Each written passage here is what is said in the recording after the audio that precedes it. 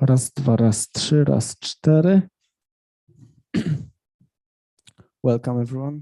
Dzień dobry wszystkim. Mamy laga na YouTubie jakby co, więc na YouTubie będziecie słyszeli wszystko tam 40 sekund wolniej pewnie. Ja będę obserwował czat. Jak będziecie mieli jakieś pytania, to dajcie znać. So in English, I will be watching the YouTube chat. If you have any question, just put on chat or text me, whatever. And there is lag about like 40 seconds. So your questions will be asked a bit later. Everyone here, if you need water, juice, beer, whatever, help yourself. Everything is for us. We'll be starting very soon in like, I think 1-2 minutes. And if someone joins, will be later. So we are together today at Equinix. So thank you very much for the company for having us. And as you can see on my shirt or Asha, we have hackathon that just started today. So it's part of the hackathon. I think on YouTube, there are a couple of guys from US also that are joining the hackathon with us. And our first and actually the only guest today will be Patrick. The second session is actually canceled, but we'll do some discussion about authorization and authentication. We'll see how it works in your organization and what we can do about it. So I will pass the mic to Patrick, and if you want to introduce yourself, tell what will be the session about, and then I think we can start. Okay, so hello everyone, witam wszystkich. My name is Patrick Dralavich. I'm a pen tester at Goldman Sachs. I'm also a cryptographic enthusiast. I graduated from the Military University of Technology in cryptography field. So yeah, I'm really interested into cryptography. That's why I want to talk today about security of cryptographic hash function on the SHA-1 example. That was the similar title was on my thesis. So I'm quite good at in general, cryptographic hash functions. So let's get started. This is agenda. The first few slides will cover the theoretic things. Then I'll tell something about SHA-1 function, and I'll show you how to exploit the collision in SHA-1. And the last few slides will be about discussion on impact of collision on the SHA-1 security in general. So first of all, what is hash function? So the easiest definition is that it's a mathematical algorithm that maps any length input.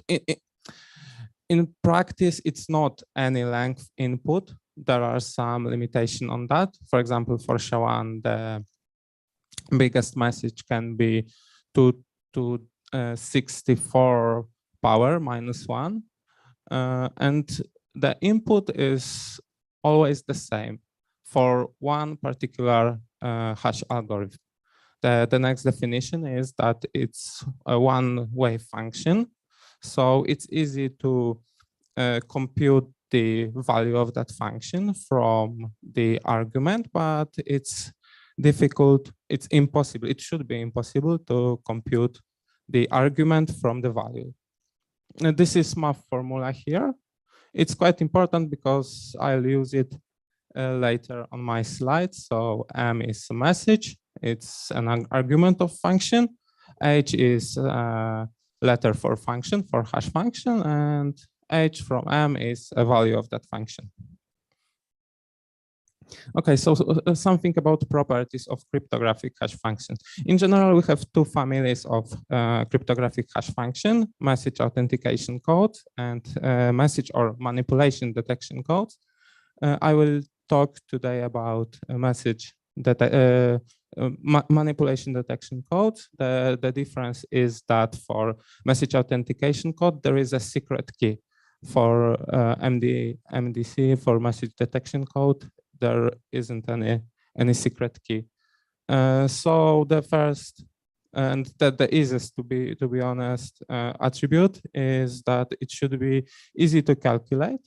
The second one is about pre-image attack resistance. I will cover that in later slides.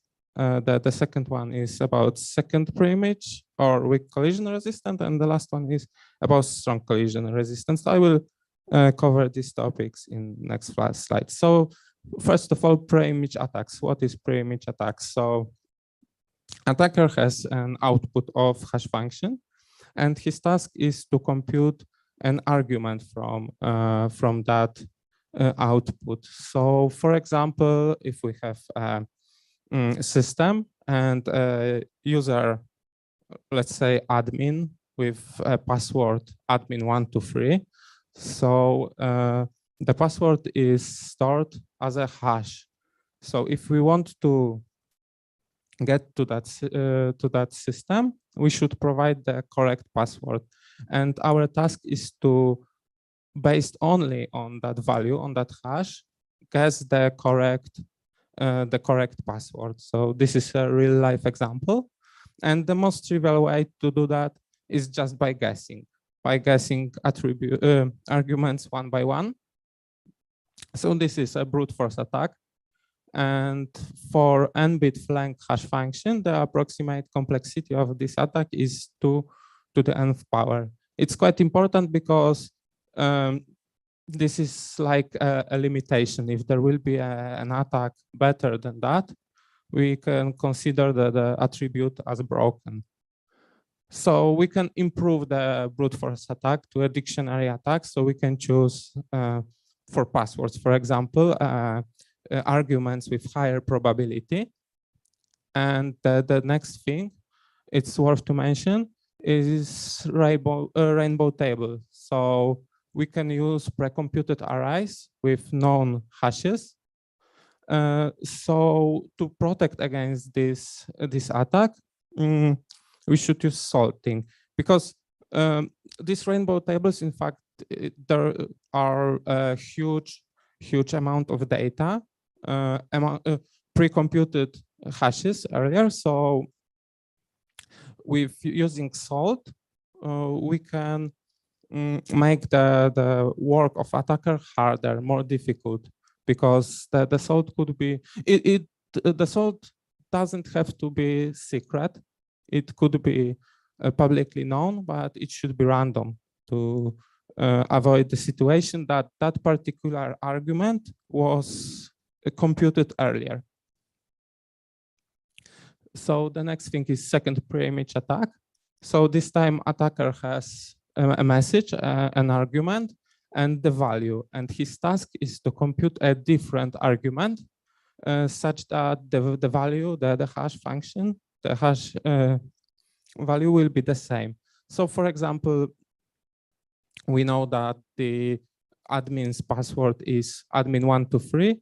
So we want to find another random string that will give us the same hash. So if we will use that second string, we will be also able to log into the system.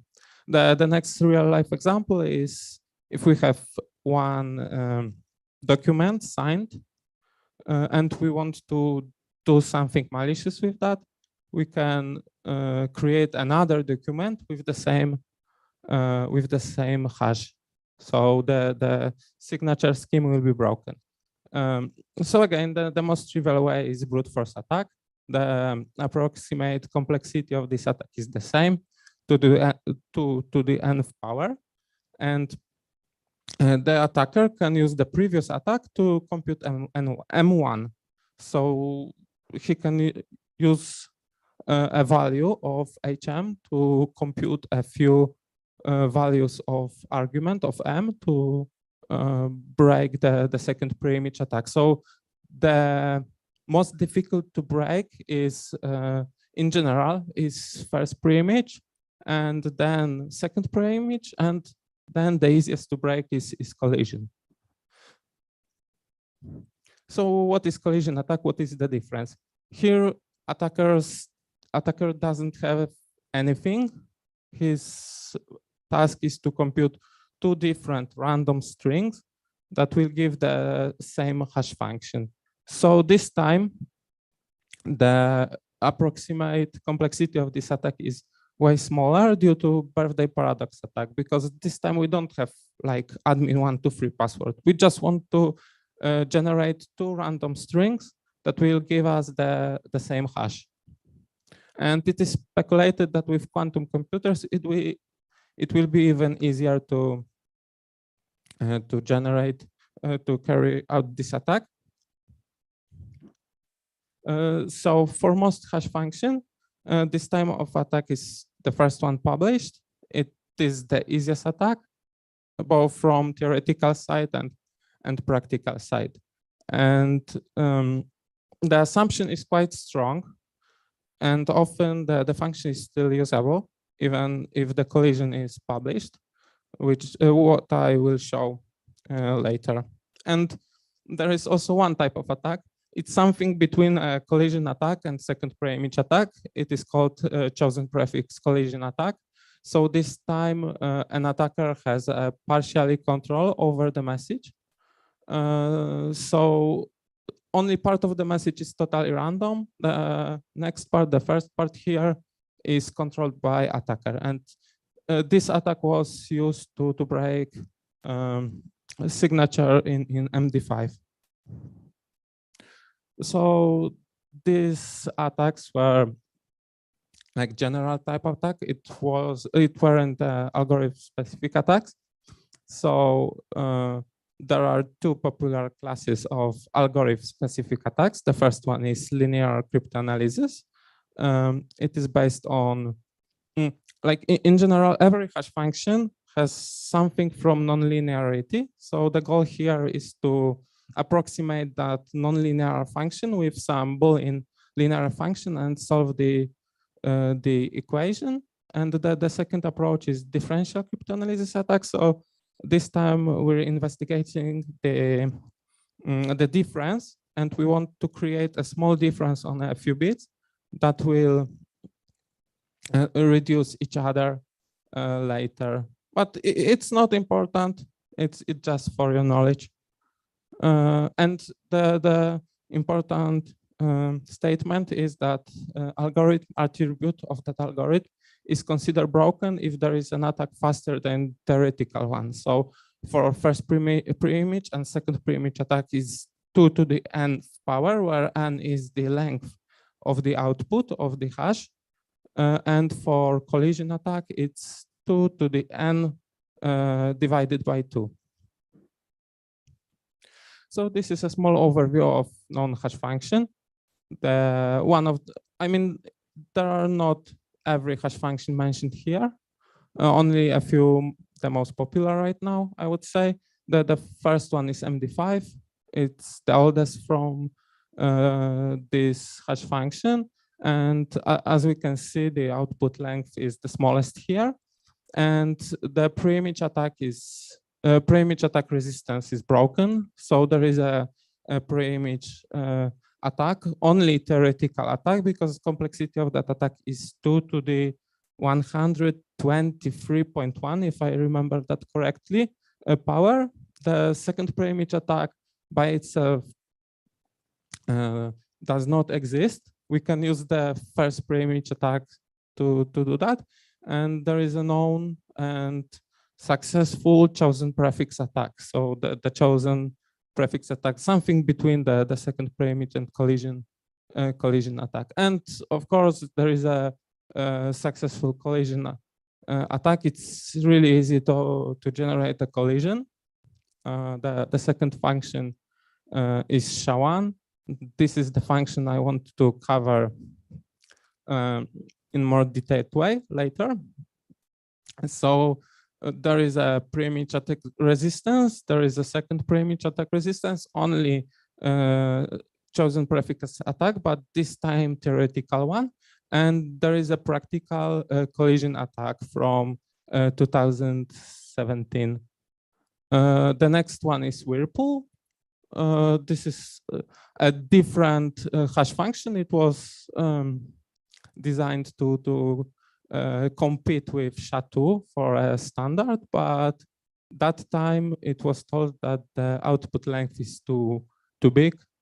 This time it's an advantage, but it was in 2000. So yeah, SHA-2 is also a very popular function. It is considered not broken yet because there is an attack on reduced algorithm. So with some special assumptions.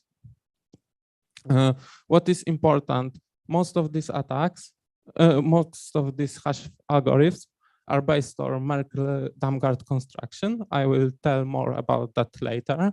So the classes of attacks specific for that algorithm are similar. And SHA-3,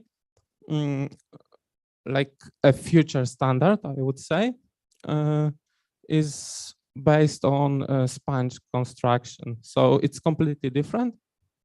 And this is important because there are known, for example, length extension attack on both SHA-1, SHA-2, MD5. So something about SHA-1 in general. So originally published in 1993 as SHA-0. After a few small modifications, SHA-0 was withdrawn and replaced by SHA-1. It was approved by NSA and NIST as a standard. It was withdrawn in 2006 in the US, in Poland, I think in 2017. And it is based on Merkle-Damgard construction. I will cover that later. And SHA-1 divide the message into smaller blocks, 512 each. And the output of this hash function is 160 bits. So, for example, the brute force of first pre-image attack and second pre-image attack is 2 to the 160th power, so it's quite safe. And the collision with birthday paradox, it's 2 to the 80 power, so it should be also fine. But there is a known attack that I will discuss later. This is a compression function. It's not really important. It's just for your knowledge. I can discuss it later if you're interested. But this is really important part to understand the attack. So what is Merkle-Damgard construction? So here we have F. This is the compression function. We can treat that as a black box. It's not really important for us what is inside. So here we have initial vector that is 160 bits length. And we have message divided into 512 bits length blocks. So what is important here? The idea behind the Merkle-Damgard construction is to produce a small hash, let's say here, a small hash, which is an input to a next compression function. Each compression function has 80 runs, and the next input is one block of message. So the really important thing is that, let's say, if we have a collision here, or we have two different message blocks that creates a collision, we can create from one collision infinitive number of collisions from the theoretical point of view. In practice, it's one family of collision, but from the theoretical point of view, it's infinitive number of collisions. So here we have, let's say, message M1 and message M2 that will create after first compression function the same hash. So the output here will be based on the second block and the first output from the first compression function. So let's say that the second message block is the same for both messages, only the first block is different, but still after the first compression function, the hash here, the small hash, let's say, is the same. So when the rest of the message is the same, the hash also will be the same. So we can say that the collision resistance here is based on small compression functions. So if compression function here is collision resistant, then the whole function is also collision resistant. But if we will find the collision for just one small compression function, then we can generate a lot of different collision. For example, just by changing one bit in, let's say, nth block in both inputs. Okay, so something about shattered attack. So, the first collision for the full SHA-1 hash function was published in 2019 by a group of researchers that work for Google, and they published 2 colliding PDF files. In fact, there were embedded JPEG files into PDF files, which I will discuss later.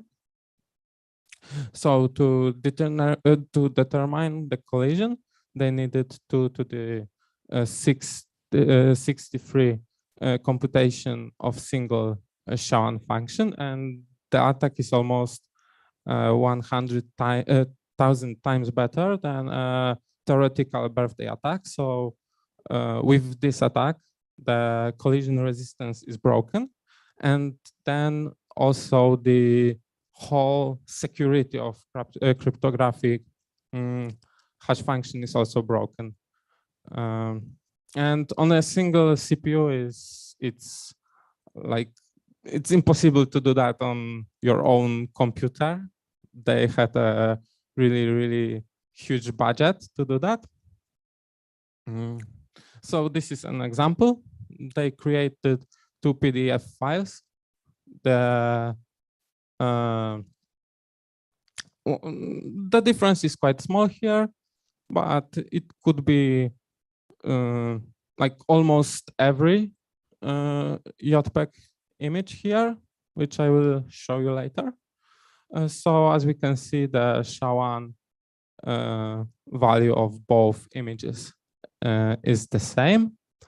And to compare that it's really different images, we can create also SHA-2 value. So SHA-2 is different. So yeah, in fact, it was a collision. Okay, so from practical point of view, how we can use that?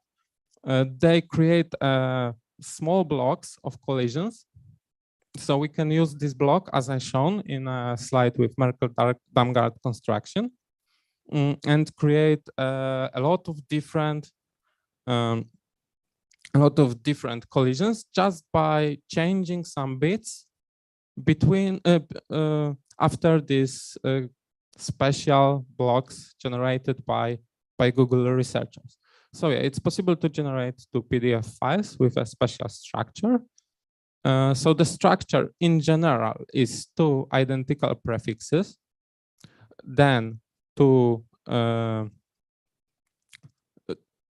bits of messages with special bits of messages that creates collision, and then concatenated binary representation of 2 JPEG messages and 2 identical suffixes. Okay, so why this is important? If you remember the slide from Merkle-Damgard construction, this is the input of the 3rd block there, because the 1st and the 2nd block are the same for both messages. The only difference is in the 3rd and the 4th block. So this is the 3rd block here and here. This is the 4th block here and here. This is the input. So this is the output from the 2nd block. As we can see, the output is the same because the prefixes are the same. The only difference are in 3rd and 4th block. So the difference are quite small, and the only thing that will have any influence on the images is that 1st byte here and 1st byte here. I will cover that later. And as we can see, the output here after the fourth block is the same. So we can add everything after that, as long as for both messages, for both inputs, these values in next blocks will be the same. Okay, so this is the structure, the hex structure of the file. So a few important things here. The prefix generated by Google researcher is in fact PDF file, the header of PDF file. And here, FFD8, this is the magic number for JPEG file. So here we're starting data for JPEG file. And it was done in a really interesting way because they used FFFE blocks. This is starting of comment in JPEG files. So here we have FFFE, and after that we have bytes, 2 bytes for a size of comment.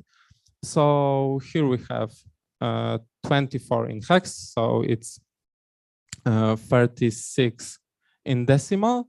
So this comment will start here, just right after that, and will end after 36 bytes with size bytes.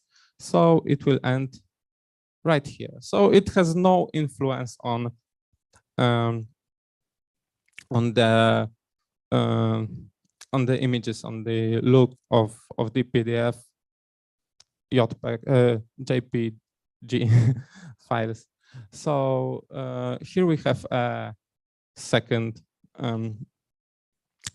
block of comment, and here is the whole magic, because the first byte is the same, is 01, but the second byte, this is the first byte of different blocks. So the blue, let's say the blue value here, this is the collision, the whole collision. So for the first message, we have 7.3 here. For the second message, we have 7F. So the difference here is 12 bytes. So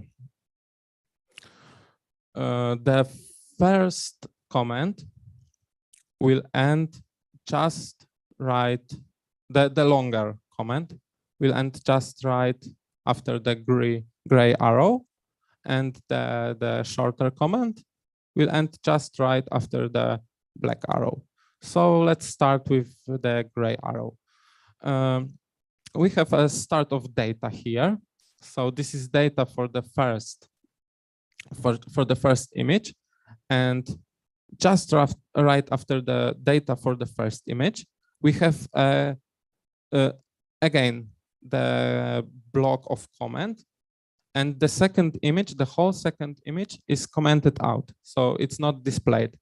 Here we have only the first block display, the first image displayed, and in the second input, where the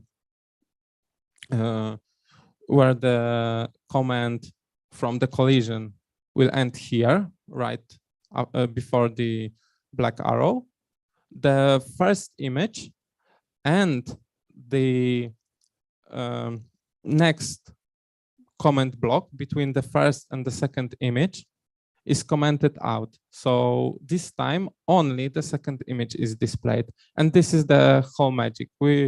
In fact, we're using just 1 byte from the collision, and a part of these small blocks, different blocks, the whole PDF is the same, just with this small difference, but totally different images can be displayed.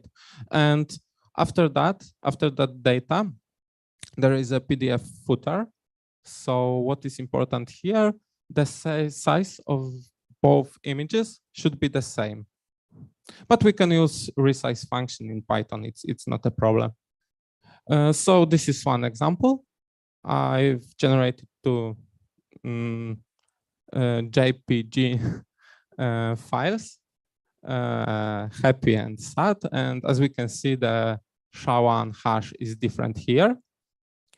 But after using the special script written in Python, we can embed these two files into PDF. And this time the SHA-1 is the same, even if the display is different here. So this is not dangerous at all example, but we can use that for, let's say, some banking transaction. And here we have an amount 1,000 zlotys. Here we have 1 zloty. And again, with our script, the PDF generated from these JPEG images will produce the same hash. And we can use that to mislead OpenSSL signature. So both bank transaction with amount 1,000 zlotys and bank transaction with 1 zloty will generate the same hash. So when we will sign the PDF with 1,000 zlotys, we can then confirm with a, let's say, valid signature that the transaction with 1 zloty was a true one. So as you all could see, the SHA-1 in digital signature is broken. We cannot use that. So now I will show you another example, and you can think if this time we can use SHA-1 here. So this is a coin tossing protocol for generating a random number. So these are 6 steps how to do that. So in general, it could be used for 1 bit. It could be used for more than 1 bit. It depends. We can create a loop and generate more than 1 bit. So in general, Alice draws a number, and this number X is an argument. She should create a hash function of hash of that argument and send that that value hash to Bob. So Bob guesses just from hash whether the number is even or odd. And if the guess is correct, the bit is 1. If guess is not correct, the bit is 0. So just from hash, it's impossible to guess if the initial number created by Alice was even or odd. So Bob sends his guess, and if he's right, the bit is 1. If not, the bit is 0. So the question is if SHA-1 here is safe. What do you think?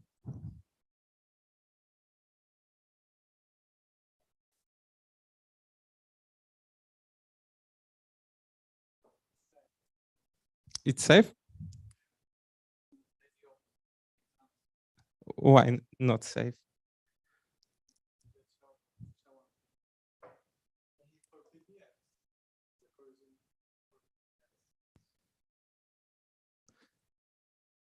So the answer is not, but it's this is why. Alice can create 2 numbers, one odd and one even, 2 completely random numbers that will generate the same output, the same hash function. So if we can create a collision, we can use these blocks from the previous example and use that first one as even, the second one as odd. So in general, if we are able to generate a collision, we can cheat in that protocol. So we can generate one odd and one even number, and if Bob will send us an even number, we can say that, or you're wrong, we generated an odd number, and in opposite way too. So this is the second example. Here we have a Lamport protocol for authentication with one-time password. So by generating password is like the following sentence. So we're selecting the initial value, which could be a passphrase or a number, and then we're computing a sequence. So x1 is a hash of x0, x2 is a hash of x1, and so on and so on. So we have a long sequence of hashes, and then we can use that for authentication. So server will remember the xi value, and server will treat that as a username of our user. So our task here is to prove that we are the correct user and we know the whole sentence.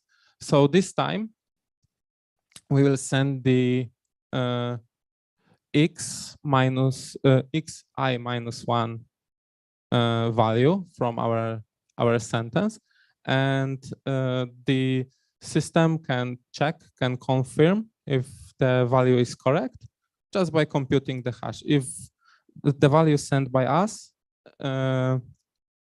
after the hash function will generate the correct value, then the authentication is succeed. If not, then authentication failed. And after that step, the value sent by a user, xi minus 1, is our new user ID, and then the password will be xi minus 2. So again, my question is if SHA-1 is safe or not.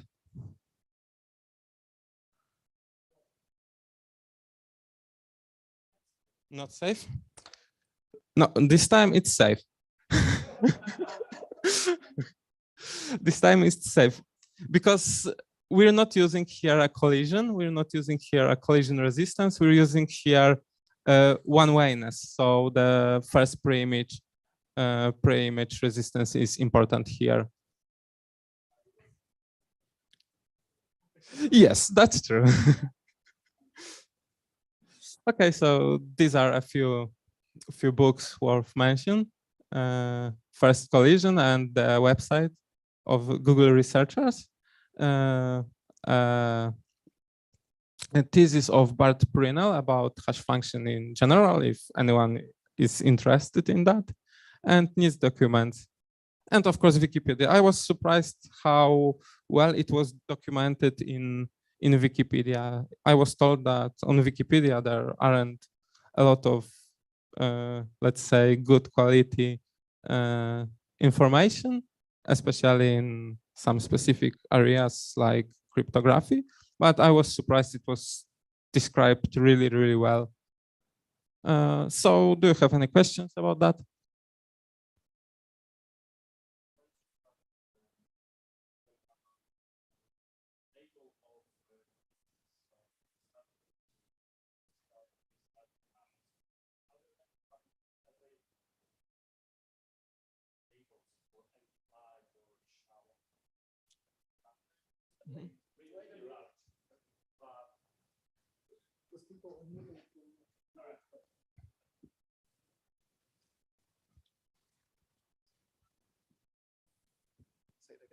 Okay, so thank you. So again, are there any publicly available tables that can be downloaded? I understand they will be really large when you can have like inputs and resulting hashes. So for instance, when I understand what the hash is, I can find the collision inputs. And are there any like, is it like publicly available, or you can get it on the black market, or how do you do that? In general, there are just few collision families. So we can use this. In general, there are publicly available. There are I think in a research guide, there are a lot of works on that. But there are just a few blocks of that produce a collision, and after that, with usage of Merkle-Damgard construction, we can create a lot of more collision on our own. But if we're talking about rainbow tables, so just like inputs and outputs, there are like terabytes or petabytes of data available both in internet and in darknet. So a lot of hashes from breaches are sold for like, let's say, criminals to create the biggest rainbow table. Okay, thank you. Any other questions here? Go ahead. So the exploit script for the shattered, could you like describe how it works? It's just concatenating a data. So let me show you.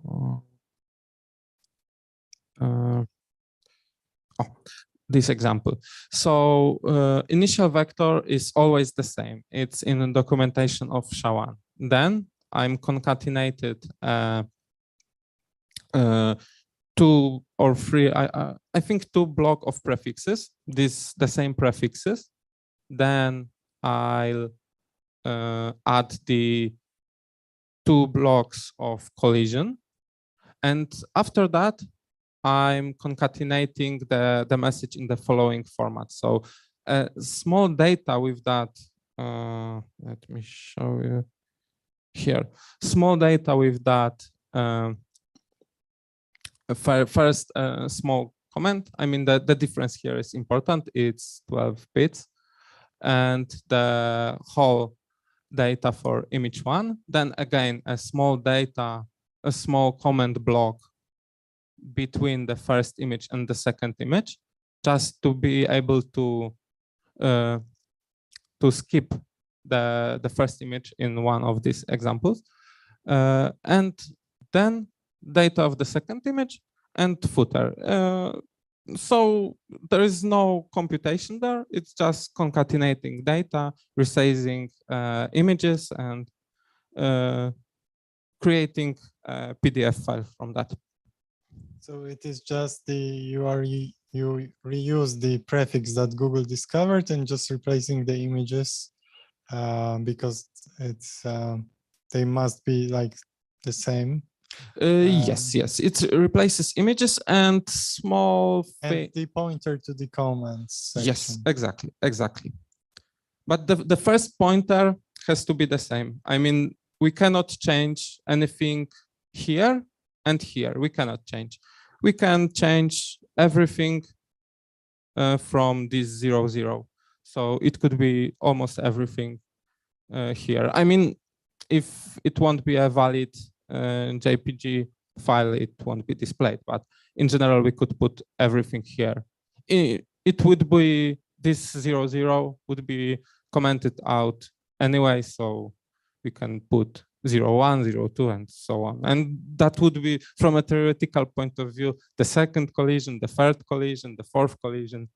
But it is just one family of collision based on that blocks. And this was discovered due to differential analysis. So there is one differential path for both blocks.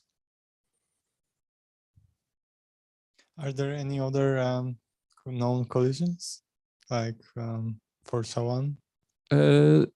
I know that there is a valid chosen prefix attack, so it's even more dangerous than this one, because we can change some value here. So these 2 prefixes are not the same.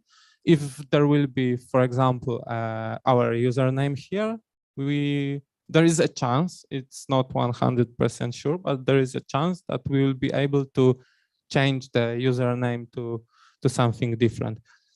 So in general, there are just few collisions, and this is the most popular one.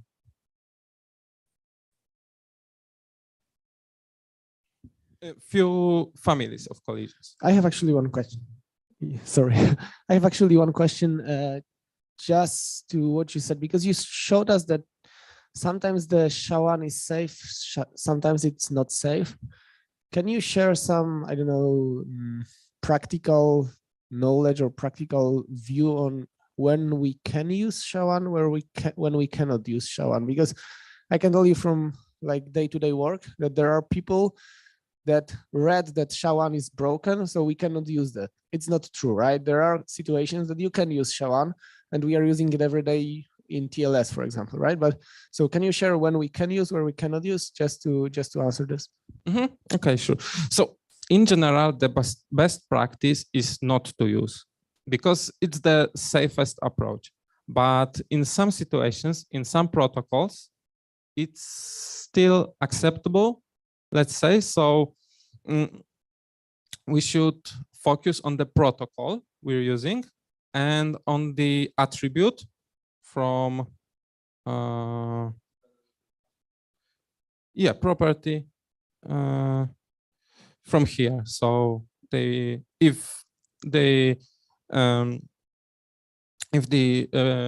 protocol will require pre-image attack resistance or second pre-image or collision resistance, so it's not so easy to guess that. It should be done by, let's say, a cryptography expert. But if we want to use SHA-1 just as a checksum, it's still fine. Not as a something that, I mean, if we want to, for example, create a ID in a fast way, we still can use even MD5. It's not a problem. It's just for some random number. If there won't be a problem, that there will be some collision. Yeah, I think I want to more focus on this purpose that you just mentioned, right? So yeah, I wouldn't say that MD5 is a random number, but I agree that you can use this as a checksum, and for sure it will work, like an integrity of the file or whatever. The same probably with SHA-1. How about the signatures? If we're talking about the signatures, it also depends on the accepted format.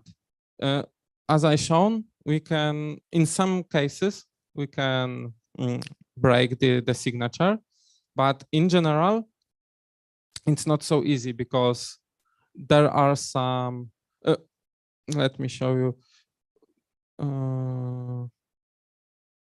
here, like we cannot change anything here. So if we want to use that collision in practice, the structure should be the same, and it's not so easy to find a JPG file embedded in PDF in real internet. So yeah, in general, it's still acceptable. It's not the best practice. It's still dangerous because this is what we know. This is published, but I cannot guarantee, and no one can guarantee that there aren't different types of attacks and different collisions that are not published, because first the collision is found, and year after, 2 years after, it's published. Yeah, with that approach, we cannot use TLS 1.3, right? Because we don't know if someone did not hack it yesterday. So we can go. Okay, the questions? I will check YouTube again, but I didn't see any questions so far. Okay, there are no questions, so thank you, Patrick, very much. Thank you. And I think I encourage you to do a 5 minutes break. Just, you know, fill glasses, go to the toilet, whatever, and I will put another presentation, and we'll meet here in 5 minutes.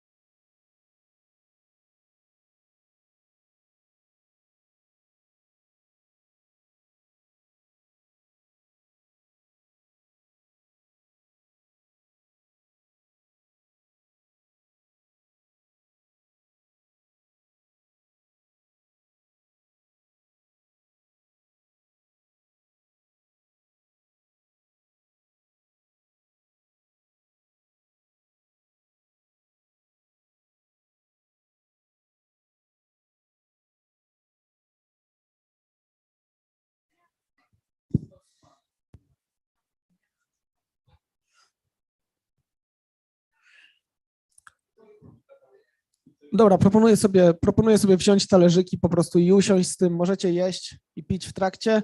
Myślę, że szybko skończymy i dalej będziemy rozmawiali, ale chciałem chociaż przeprowadzić jakąś taką dyskusję częściową, żeby było, że poruszyliśmy ten temat.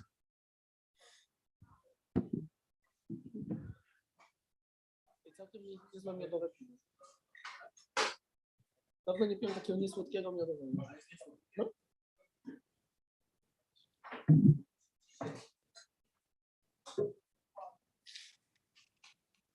Co ja?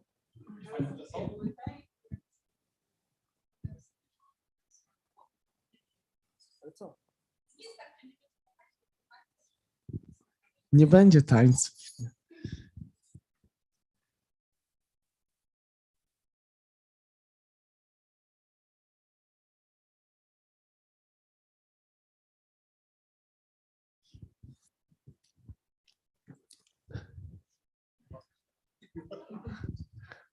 Pierwsze w historii OWASP-u karaoke? Możemy to zrobić. Możemy to zrobić. Ja lubię karaoke. Dobra, nie będzie karaoke. Będzie dyskusja. So yeah, I see a couple people still on YouTube. So if you have anything to say or anything to ask, just put your comment on YouTube, and I hope I will come here for a couple of minutes. But let's start. Just prepared a very short presentation to discuss authentication and authorization. I think it is a problem, or it is a thing that everyone touches every day, actually, and is kind of the most important thing in the security. And because we are on the OWASP conference or OWASP meetup, I will start with something else, and then we'll tell you about the OWASP 2021. But so there is one ask that I got from Michał Katkowski. He's a PhD candidate at Macquarie University in Sydney. He's doing a usability survey for FIDO2. And you can believe me, this QR code will not take you to some malicious page. I'm not Piotr. I'm not doing that to hack you or to show you that you should not use QR code in the presentation.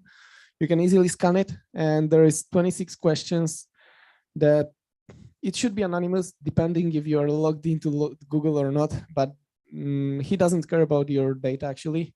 He cares about the answers. And the survey is about using FIDO2, if you know what it is, how you use it every day, or if you want to use it every day. So really, really appreciate if you fulfill it, because this guy just asked me like if I can share. This is actually for cyber specialists, but even if you're not a cyber specialist, I think you will like your answers to the survey. So this is just a small announcement. And then OWASP Top 10 2021. Who saw the new numbers or new findings from OWASP Top 10? Who doesn't know what it is, OWASP Top 10? Eva, welcome. Okay, so everyone knows what is OWASP Top 10, great. It is delivered actually every 4 years. So there was 2013, 2017, and then 2021. And how does it look like? Or how did it look like? For a couple consecutive years, the A1 in OWASP was injection. So everyone was taking care about the injection of SQL, LDAP, whatever. All the injections were the most important issues or the most important challenges in security for the applications. But as you can see in 2021, it changed. So the A1 is broken access control. And that's actually what we are seeing here internally also in pentests. Probably in many companies you see the same. So we were even laughing with Christian here at the company that for many years, people needed to do injection to get your data. Now it doesn't need to be injection because the data is just available and unauthorized, right? So that is really the problem in the industry. And I think personally that it really depends on the application. I mean, it's really connected with the architecture of the application. For many years, the applications were, the monolithic, very big, with the authorization baked in because of the framework or because of the language or because of the whatever. And with all the industry changes, with all the industry buzzwords that we are doing, agile, DevOps, microservices, micro frontend, all of that, it changes and changes, and no one cares about authorization. That's my perspective, and that's the challenge that I want to put on you and see how it looks like in your company, or in your companies, or in your projects, whatever. So now, why it is A1? I think many of you know OWASP top 10, but not all of you probably know how we collect it, or how it happens that it is A1, A2, A3. So what is the process? The process is that the community puts the proposition of the issues that they find in the pen testing, in the application development or whatever, and the community is voting on propositions. But there are different aspects taken into account. So you can see that there are the number of CVEs and number of CWEs. What is the weighted impact? What is the weighted exploit, and so on and so on, and total occurrences that people voted or people discussed. So that's why 2021 broken access control was A1, which is the most important one.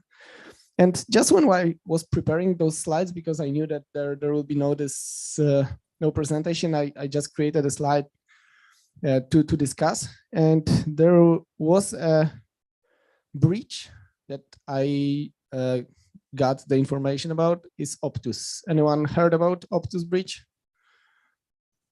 Christian? Yeah. It was 2 days ago. 2 or 3 days ago. Actually, there is a message from 22nd September, but I just got the message about it like 2 or 3 days ago. So Optus is a mobile provider or phone provider in Australia, one of the biggest one. And they, I think currently the newest information is that they lost, or the breach was involving 2 million of customers, 2.1 millions of customers' data, with all the security numbers, all the IDs, and so on and so on.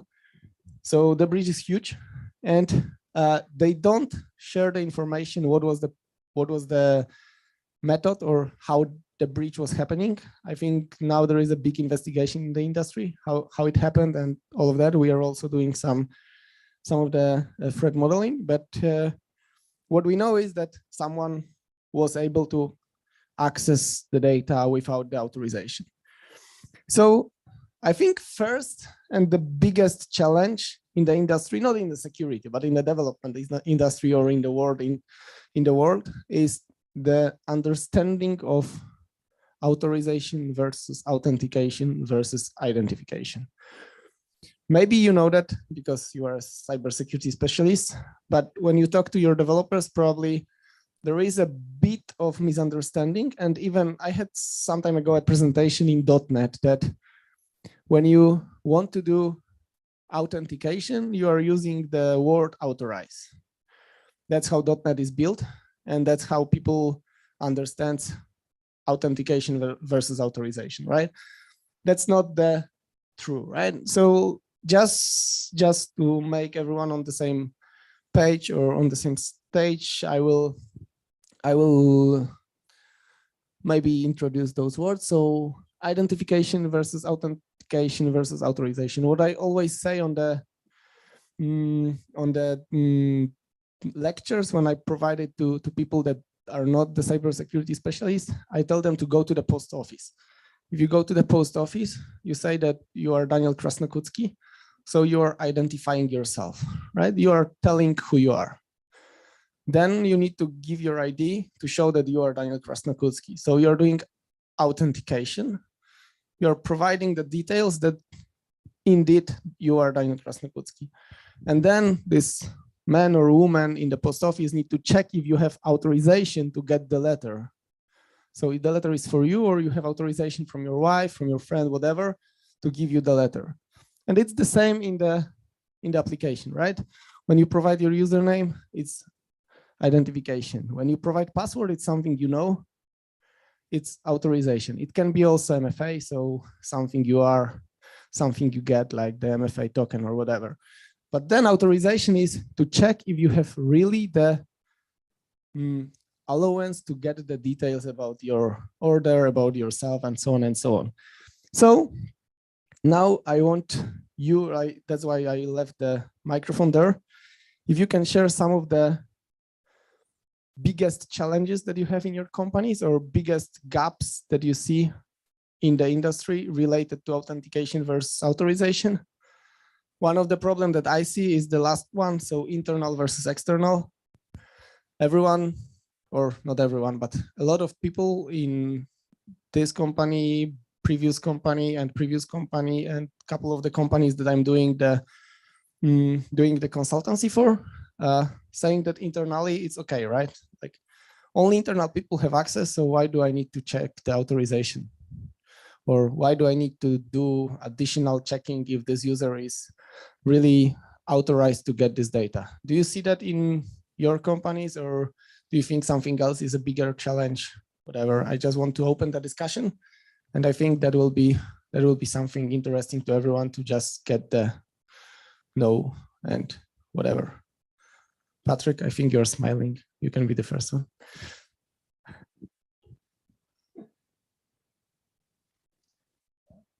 No.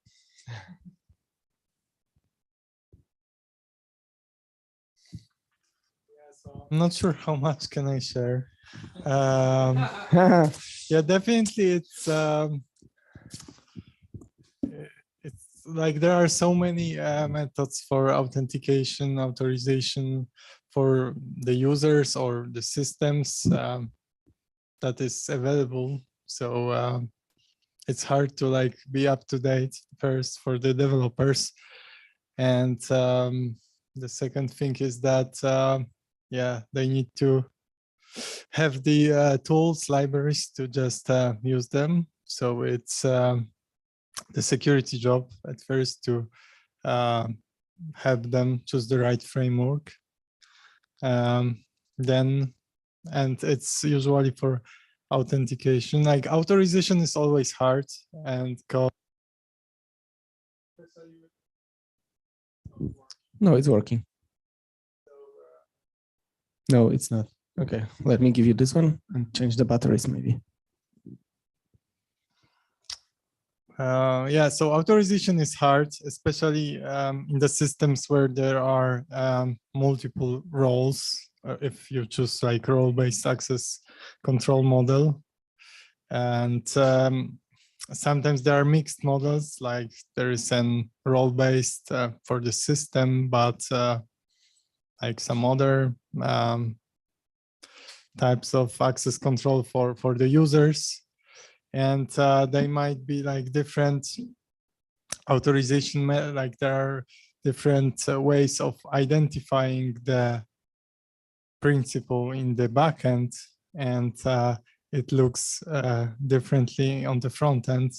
So there is also this mapping problem. Yeah, there are many challenges with the microservices. I guess it's like and the popularity of like JWT, it's everything is pretty much stateless, so there is no concept of session anymore, and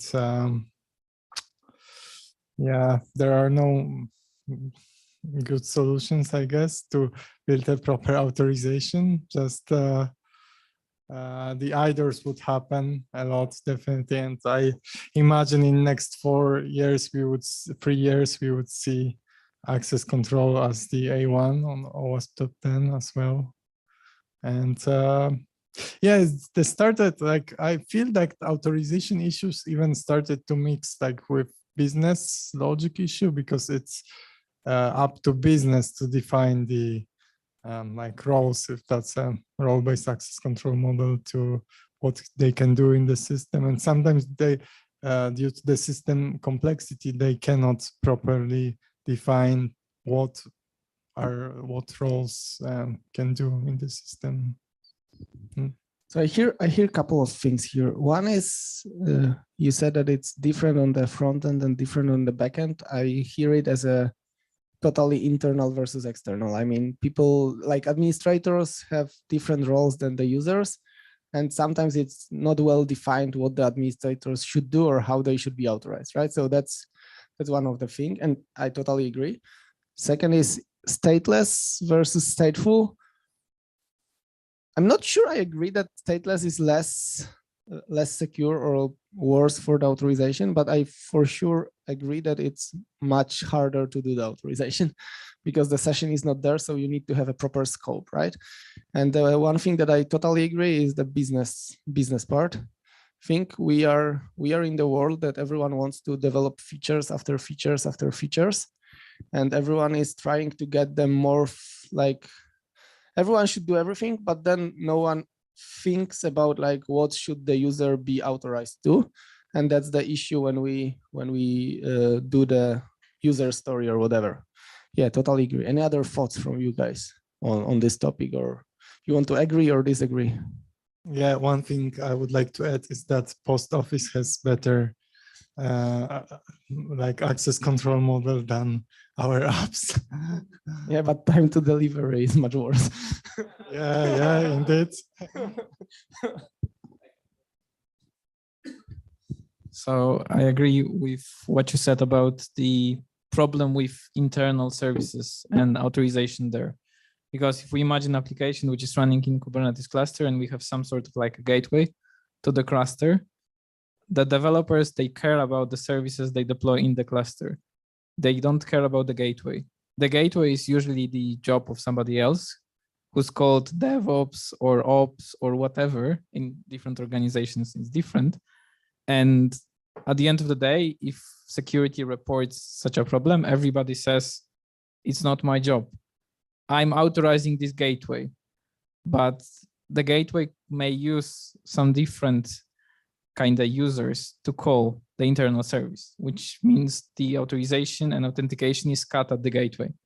And internally, there is no transfer of who made the call in the front end. So at the end of the day, it's hard. And I think that we are now talking about authorization, but I think we are missing authentication in terms of very often companies are tempted by using an external provider as authentication provider, like Auth0 or Okta, because they kind of delegate the risk and all the hard work to them, but they don't always think about the risk they take by this delegation. So for example, if somebody will somehow compromise this authentication provider, it may mean to them that they cannot operate because their customers cannot authenticate, which for many businesses is like a disaster. They cannot, the users cannot, for example, order anything in their app. And I'm not saying it's wrong, but it's putting trust into somebody else's business and somebody else's like risk model that they will deliver. And I kind of would say it's a very, very often misleaded by people who make those decisions. Yeah, that's actually a good point. I would say it's a problem of lack of understanding the risk, because every authentication provider, they say they have the best security team in the market. They have all the disaster recovery tested, etc., etc. And when don't you say that to your clients? Obviously, just asking. Yeah, but like you're trusting with what is the most important to you. I mean, to let your customers authenticate your application to someone else. So like you were giving keys to somebody who says he will keep your keys safe to your home, and by not doing a proper due diligence for that person.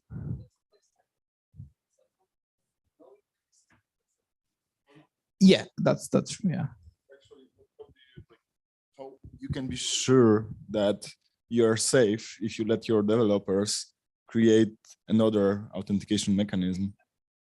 Like I think it's more about giving this job to someone who you can sue or who can have like insurance or whatever, and then you feel safe, or at least you can sue someone. If it's your developer who screws up, do you have like sufficient logging? Do you have like mechanism to find out that your authenticating like mechanism is broken?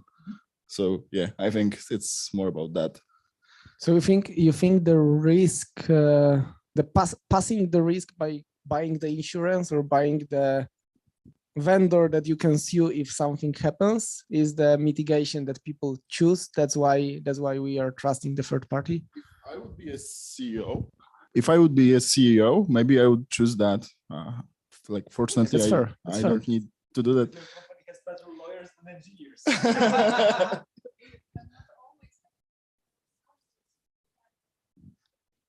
Can you take a mic? Yeah, just. I'm a CTO in the startup that develops a serverless streaming solution. It's like Kafka and AWS Lambda combined, just streaming. And I think we have fantastic DevOps, but we decided to rely on third party because we don't have enough security team that is big enough in order to actually make sure that that we can keep the passwords protected. So that was the financial reason, actually.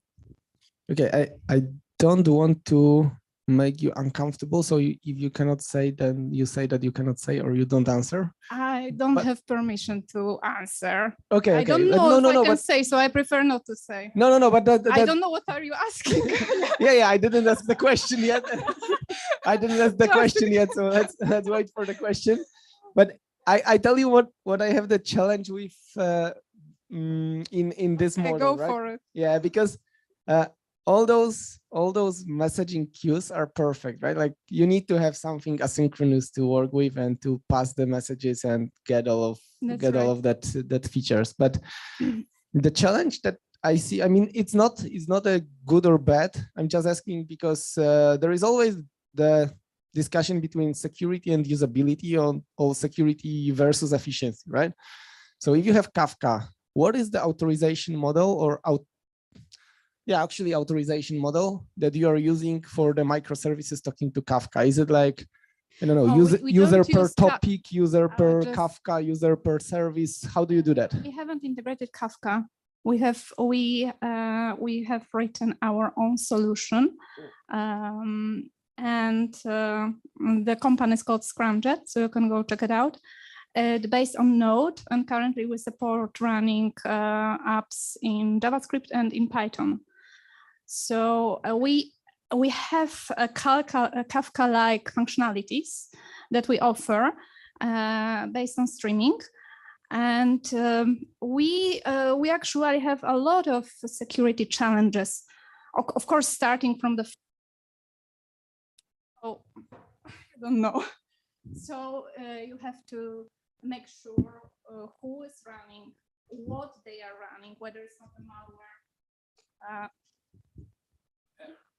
It doesn't work or what? Okay. Again? No, I think it stopped working. No, again. it's working. No, it's working again. Okay, doesn't like me. So the way we do it, we authenticate users the way that I mentioned, relied on third party. But then we have a lot of authorization problems because, I mean, we don't have them. We are working constantly to come up with solutions that would be will be secure enough. But for example, even silly things like when users run their app, you usually need some credentials in order to pull something from the API or God knows what they want to do. And you need to make sure that your own developers don't have a way to look into the logs to see the secrets being passed, right? So this is authorization by internal as well as external. So to make sure that if a client wants to have two spaces because he does some kind of machine learning and has two of his own clients, that their data that are using this Kafka-like solution are isolated, so they don't have access. They have only access to the data they should have access to. So there are a lot of challenges. And you have your own mechanism to authorize those people? Like I don't know how you call yes, it, we have topics our or own. whatever. Yes, but yeah, yes. okay. And this is a solution that we decided to keep in-house, and it's of course not exposed to public. And we rely a lot on Kubernetes, this I can say, and the rest, the rest I'm not sure what I can say. There are Sure. no of our DevOps with me, so I don't have a lawyer with me. So that's. I don't think you need a lawyer. That's a perfect, perfect story. Thank you. Thank you. Any other thoughts about it?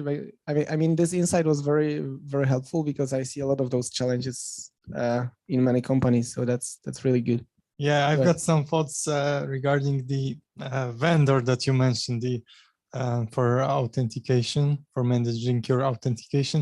It's important also to remember that your apps also need to integrate with that vendor somehow, unless you've got some sort of the middleware, box in the middle of your traffic that intercept the traffic and inject some token. So there is always an option that you can do your integration wrong, and there are still bugs in your app. So yeah, in that case, you cannot sue the vendor because of your own mistakes.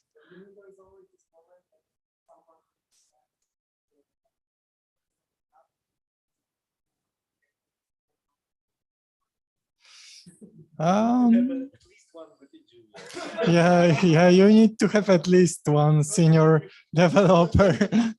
You cannot do everything with students and interns and your lawyers, of course. No. I don't want.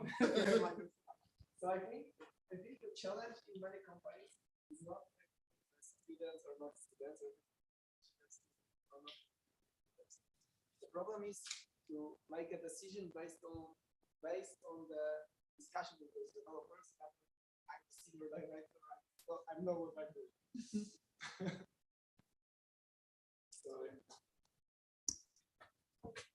So yeah, what we discussed right now is that you need to have some good engineers, and you need to really rely on their experience and decisions rather than making your decisions because you are higher in the company or whatever. So no offense to the CTO, because it's a perfect function, and I hope CTO is always technical, right? So it should be the case, but there are many cases in many companies that the non-technical people are making the technical decisions, and that's probably one of the reasons that this is A1. And I think I agree with what previous speaker said, that it depends on the size of the company. So if the company is big enough, they can like allow themselves to have a security team or team responsible for identity only. If the team is like small or they are just starting the business, they probably are kind of forced to choose somebody who will do like authentication for them, because it's just the only available option from all various standpoints. So yeah. Great. So I don't see any other insights, but I have another question. Maybe it will somehow trigger you to share the thoughts. So how do you do the authorization between microservices? Do you do that, or do you have any microservices? How do you handle this part? Is it like external vendor? Is it some gateway? Is it the site container that is running in your Kubernetes that is doing it for you? How do you manage to authorize the service to service communication just by like saying like that? Is anyone doing this? I hope so. Actually, we are using client certificates to make sure to authorize to the service, one service to the other service. So it's actually mutual TLS that makes you authorized to a given service. Okay, that's actually good point, and that question that I will ask is tricky, and just make sure, is it really authorization or is rather authentication? Both, actually. Because first of all, you are authenticated and we know who you are by presenting the client certificate. And at the same time, we know that you are authorized to use the service. Okay. But you have some mechanism to map the certificates to the roles, or you assume that if the service can call other service, it's always authorized to do that? It depends. It depends on the service. If the service serves just a single thing, you just have the access granted, and that's it. For more complicated ones, we have some more advanced application gateways which can decide on granting you access or not. Okay, is there any solution available that you're using, or it's in-house built in-house? For bigger application, web applications, you can use for identity, of course. For example, ping products, they'll also have ping access, which is the access gateway. Yeah, that's for, let's say, bigger projects. For smaller one, for microservices, it's rather single use, and that's what we use. Yeah, so you mentioned the certificates. So the problem with that is that you often need to maintain a huge list of like access control lists, and that's not really scalable, I would say. Yeah, I know some people use it, but I would opt out for that.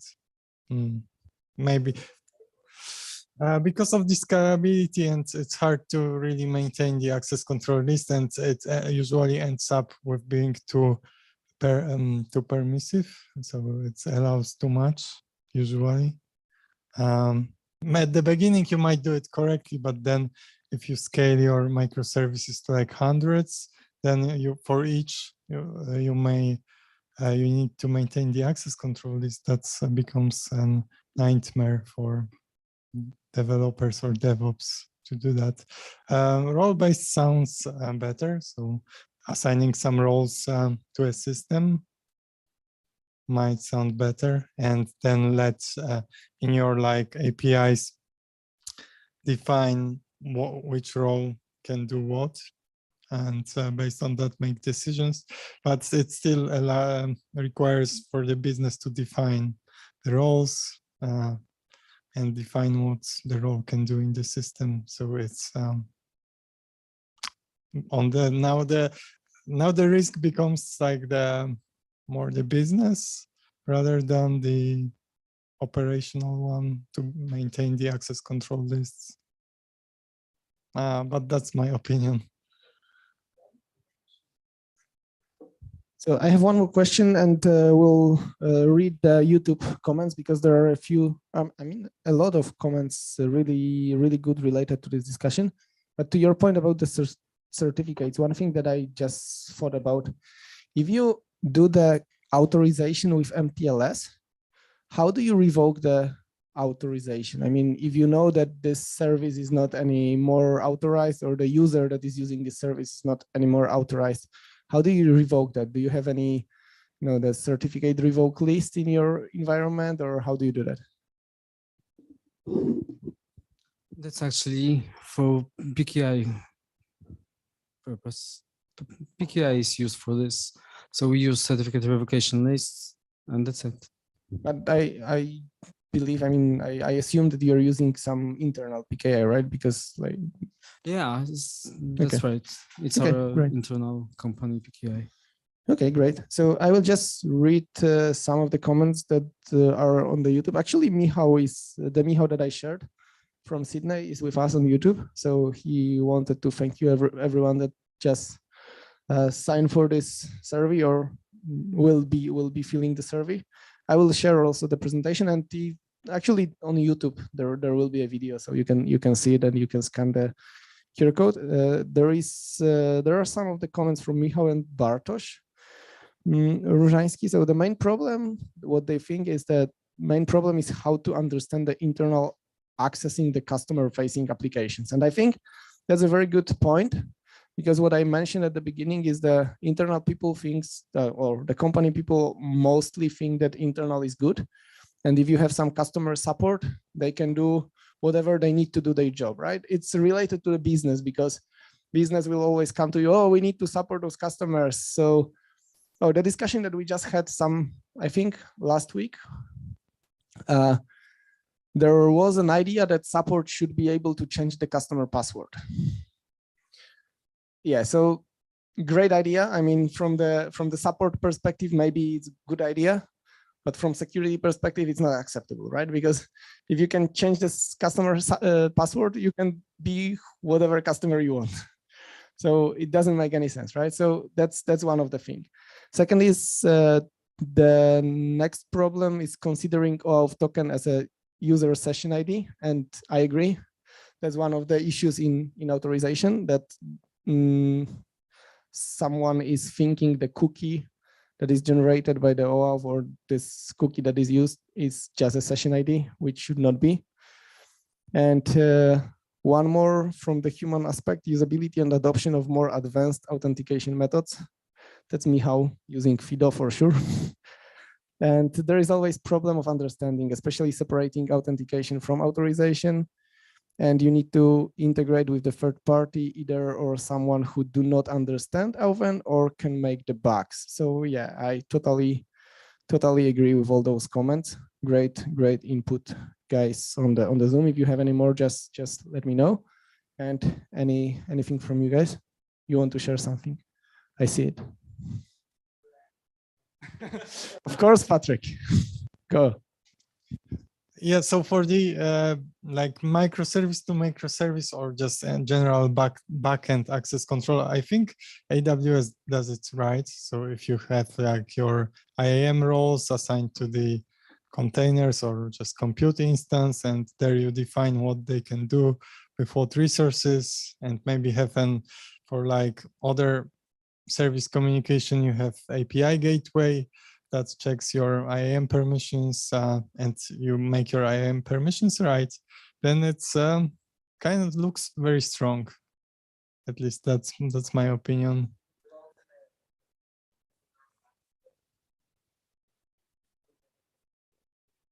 Yeah, like IAM roles assigned to compute instance in AWS. This looks pretty strong, and if done correctly, then can definitely limit what would happen with the data if the role or container is compromised.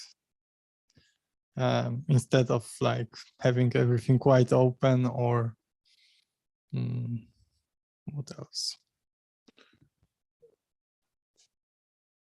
So that's a great point. So I have another question to all of you. Do you have any problem in the company or in your business or in your private projects that people that you are working with do not really know who should talk to who, or what should be authorized by what? Because the AWS way is perfect. I mean, from what you said, I agree that's the very good solution. But you need to understand it, and you need to set it very detailed, right? You need to say like this is authorized to that, and so on and so on.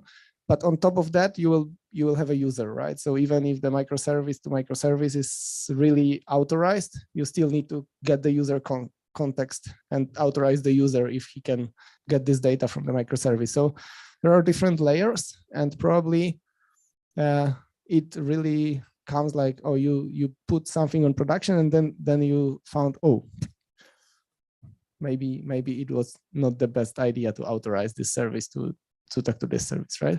So do you have any such examples or anything that you think of that you can share or you want to share?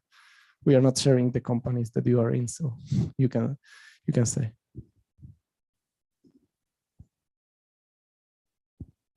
If not, I think it's over. I mean, we can still discuss. You can enjoy the food and yourselves. But I think thank you everyone, and thank you the guys on YouTube. I hope it was helpful for everyone, and see you again, I think in 1 month or 2 months somewhere in Poland, maybe in Warsaw, maybe in Katowice. And we are still working on the OWASP Poland, the big conference. Hopefully it will happen soon. So thank you very much.